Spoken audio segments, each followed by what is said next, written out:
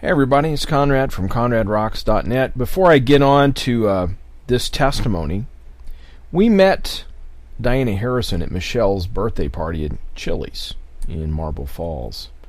And everybody kept saying, hey, you know that girl down there on the end of the table, she's got a testimony, you need to get her on your show.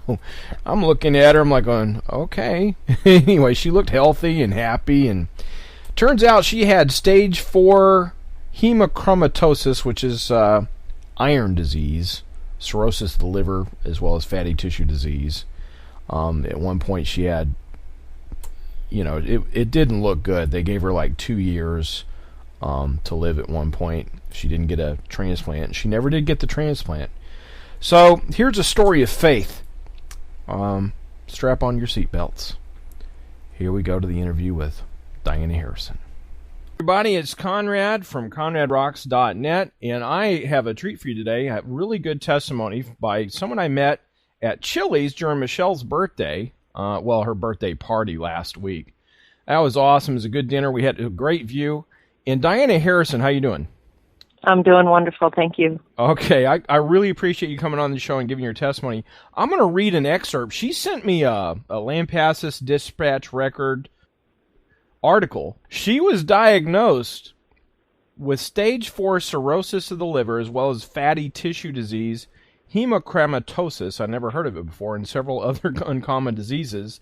Though cirrhosis of the liver is often connected to alcohol abuse, in Miss Harrison's case, it is the hemochromatosis, which occurs when too much iron builds up in the body. That's the culprit. Man, that's a mouthful. That's what happened? That's pretty well what happened. Okay. Well, let us have it. We want to hear your testimony. What happened? Well, approximately September 30th of 2010, I was feeling half normal and all that good stuff, and went to go relax, and just felt like I was having anxiety attacks, felt like my body was going to shut down and so forth. My fiance at the time called the hospital and called an ambulance, and they took me off, and sure enough, after they got me there, they run panels and panels of blood work and everything else, and if it was off the charts, if it was on the charts, it was off the charts. If it was off the charts, it was, either low or high, either way. They couldn't figure out what was going on. Right. So eventually, they found that I had very high iron in my body, and they said I had to go see a specialist. From there, I went to see the Scott and White's liver specialist from there, where they did double liver biopsies and found the high iron disease called hemochromatosis, fatty tissue disease. I was in the beginning of stage 4 cirrhosis, which also gave a hepatic liver on top of everything else, and told me that I was going to need a liver transplant if my body kept going the way it was going within about 2 years, or I may not be around. Right. Wow. It's been past 2 years. Yeah. So something's different, huh? Something has totally changed. I put my faith within Christ. I left the bad thoughts away. Beautiful benefit was put together for me, and we didn't have the best of turnouts. We had a ton of people there, but it wasn't enough money to raise for me to be able to have a transplant of any sort. At that point, at the end of the night, I thought, God, there's got to be a reason behind all of this. And when there was this reason, it just bright light showed me that it's because I'm not done with you. I'm not done with you. You cannot give up and fight or anything else. And that was the exact words that came to me. So at the very end of the night, I smiled, even though there wasn't a lot of money made for a transplant to help the institutes that I'd love to help and to get the words out. I still knew that there was hope and promise. No, I was going to say, it says more than 10 months and $75,000 in medical bills later, including a double liver biopsy, you had that diagnosis, and you had to raise $300,000 just in case there was an available liver, is what your article says, right? Right. You had to have that in your wallet just in case. That was just the down payment. Right. That was just the down payment for a liver transplant. I didn't have insurance at the time. I didn't have anything. I had faith. I had friends from the church. I had people that were backing me, and I had people holding me up and just lifted me up. And I had to stand strong on what the word said. There was not a whole lot more that Scott and White could do for me. And I had moved from Lampasas area to the Bandera area, where I was turned over to the Texas Liver Institute, which is the #1 liver institute in the world. And from there, they went on to find other difficulties with me. And I had 3 other opportunities to be parts of treatments, participations in trials and things like that because of the lack of insurance and so forth. And every time it got to be the day before or right before this I was going to be included, something came up and I was not included, which once again was the walk with God, because half the people that went through these treatments did not either were helped or they did not succeed, and so forth. And so I know that there was another reason why yet still I was still suffering, but yet I wasn't suffering because I didn't take these treatments. And I still just lifted it up and lifted up and lifted up. I get a little emotional over this. I'm sorry. Y'all have to forgive me. But that's all right. I would too.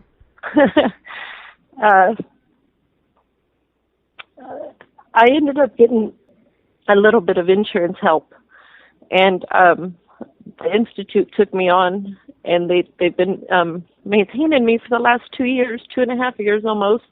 And throughout that 2 years, they have watched me. They have watched my body get very, very ill, very, very sick, poisoned to the point that my liver was swelling, my brain was foggy and poisoned. I hurt. It was everything.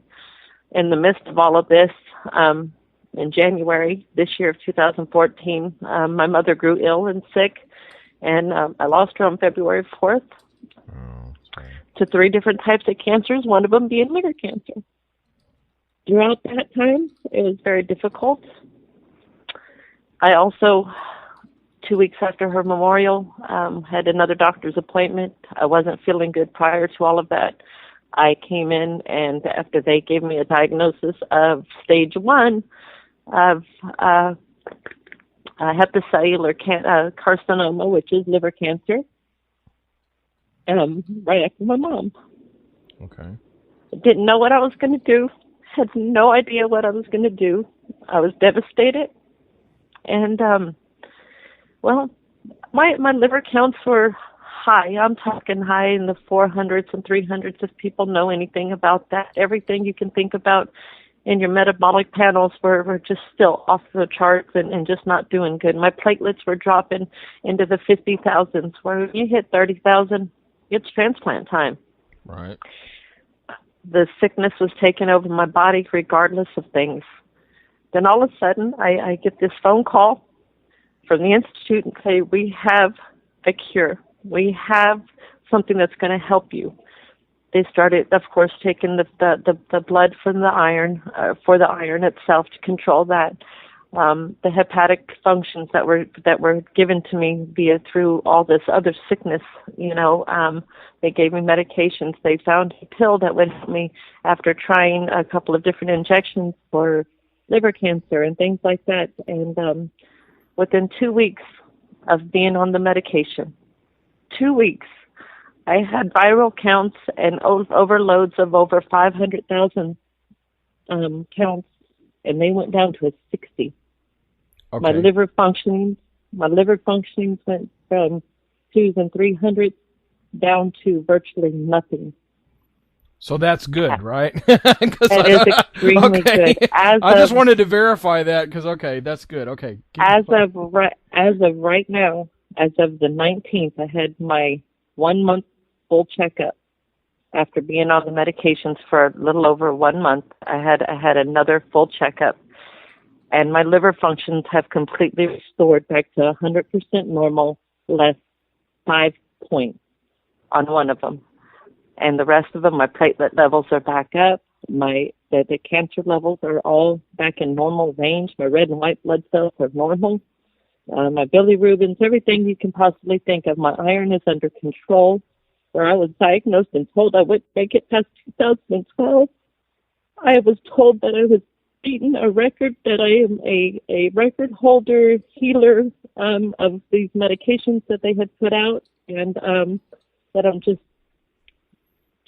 I guess blessed is the word. Right. Well, Blessed.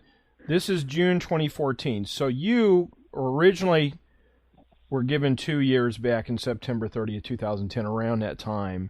And you, faith got you through this hard time. What was your day like when you were every day? I mean, for 2 years you must have had a constant struggle with your faith, or how did you get through each day is what I'm trying to ask.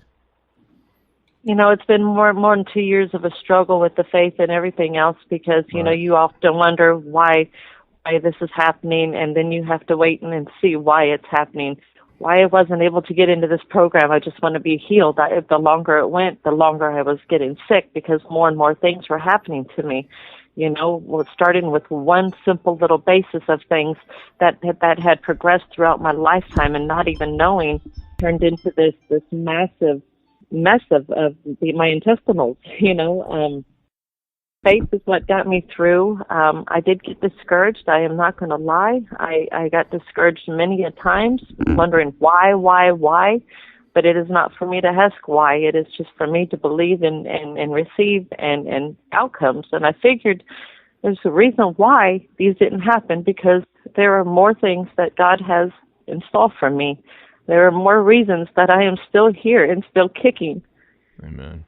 I was thinking about the Psalms. The psalmist David, he wrote most of them.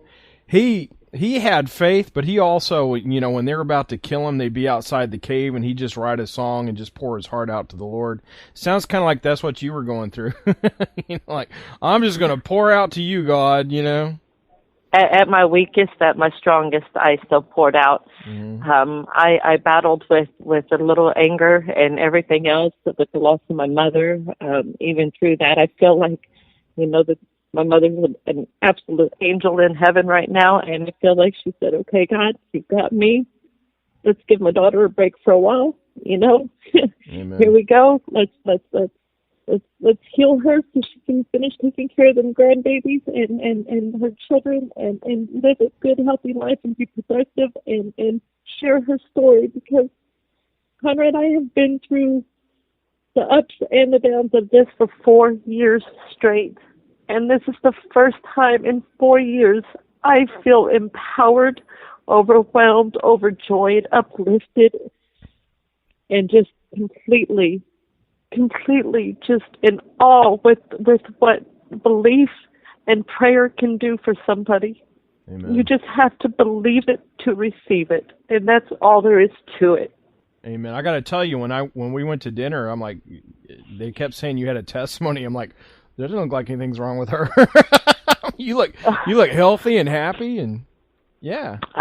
They say I am not they said from the very beginning, everything that when they would see different reports, my blood reports versus what they would look inside and see, I just didn't add up. I have never, up until when they did the benefit in October of 2011, that was probably where I looked the sickest.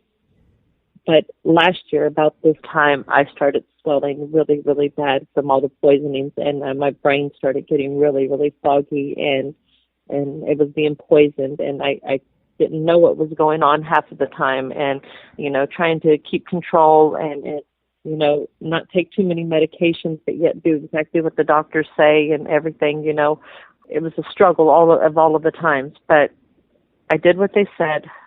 I continued to do what they say. And I've made such an overwhelming progress within a month's time of being on all these medications that they had said that they were going to do. At this point, I went from taking 12 different pills down to taking 4 pills a day. But as of this point, I have been given a clean bill of health.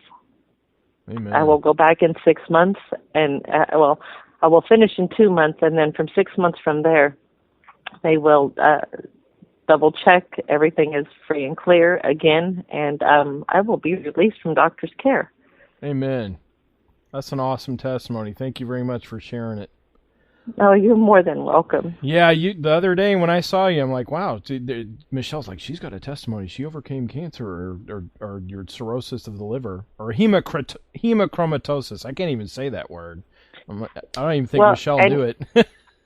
And you know, they also told me that 75% of my liver I have the opportunity of at least 75% of my liver to totally regain itself. Amen. On top of everything else, where I was told no by medical doctors, things like that, and now it's like I'm just this walking anomaly, I guess. It's just yeah. They just can't figure out to say. They look at me and say, "You don't look like you're sick. No, you're nowhere near from what you see and what the body was seeing." Like I said, just because what you see on the outside doesn't mean that somebody's hurt and sick in the inside. Just a nice word, a kind word, and a good ear sometimes will get people through. Amen. Thank you for having me, Conrad. Okay, God bless you. We'll talk to you later. God bless you. Bye. Well, you guys all know I'm a sucker for testimonies. There you go. Can you imagine 4 years of that It's amazing. Thank you, Diana, for sharing your testimony with Conrad at ConradRocks.net. If you have a testimony to share, you can contact me, Conrad, at ConradRocks.net. There are several ways to get a hold of me, actually. Most Radical Man on Twitter. Right now, there's a contact form on the blog, so you can just fill that in. I love testimonies because, we overcome by the word of our testimony and by the blood of the Lamb. Till we meet again, dig deeper, go higher.